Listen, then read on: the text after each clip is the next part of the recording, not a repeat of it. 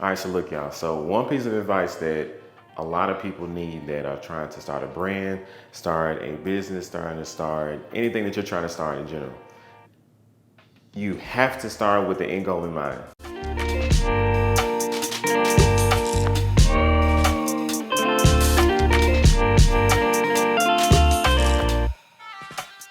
Okay?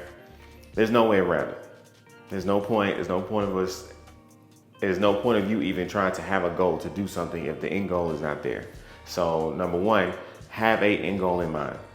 And when I say end goal, I don't mean, okay, when I get done with this first phase. Like, no, if you can build this thing or this brand as big as you want to get it, what do you want that to look like? So I'm talking about like 65, 70, 80 years old. When you're all said and done and you're done working on this earth, what do you want to say that it's done? That you have done, right? So every time I have a consultation, every time I talk to people for the first time, that's the first thing I ask them because that's the most important part. If we don't know where you're going, we can't get you there. And that's just being honest. If you're trying to drive to any location, you can't literally just get in the car and just start driving and not pay attention to the signs that are around you. You have to have a goal set in mind. So if you're in Florida and you're trying to get to California, you're gonna have to follow the map. Right? So anything that you do, whether it's business, especially if you're starting a business or starting a brand, whatever it is, have the end goal in mind. Yes, you might not know all the details in between, but at least have the idea and the dream in your head that says, okay, hey, I know I want it to look like this. I don't know how I'm gonna get there, but I know this is what I want it to look like. And that's the most important part. A lot of people miss that part and a lot of people don't talk about that, but literally, and I'm not saying just write down the goal and the dream or whatever. I'm saying on a monetary standpoint too.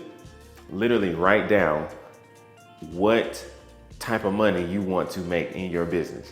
Write down what type of money you want to make in your life in general.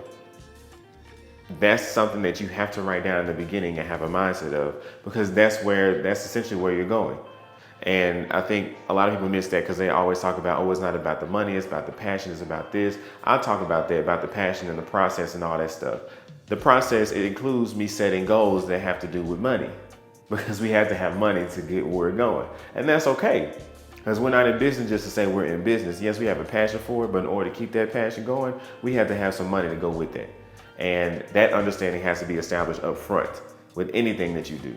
So number one, know where you're going. What is the end goal? Number two, set monetary goals.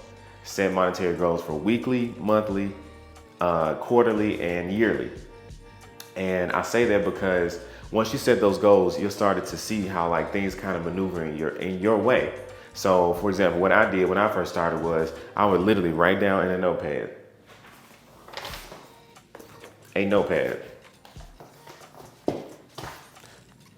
another notepad. I have another right here somewhere, but I have at least 3 or 4 notepads. I literally wrote down in those notepads every single day what the goal was for that week. So for an example, if you want to make $1,000 a week doing what you're doing, all right? If you're making $200 right now, you need to literally write down $1,000 every single week. That turns into, how am I going to make $1,000 per week? Number one, how am I going to do it? Number two, is it even possible? Matter of fact, flip that. Number one, is it even possible to make $1,000 per week doing what I'm doing? And number two, how is it possible? How am I going to get there? If it is possible, how am I going to get there?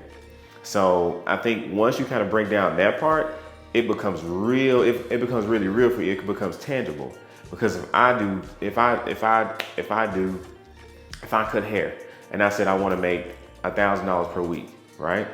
Okay, but I charge $20. How much money how many hairs do I need to cut per day in order to make $1,000 per week? How many days am I working? Most barbers only work 6 days a week. All right, cool. So if you do 6 days, you got $20. So all right, so in one day you can make what? If you got, say you got 10 heads, you made $200, right? For $20.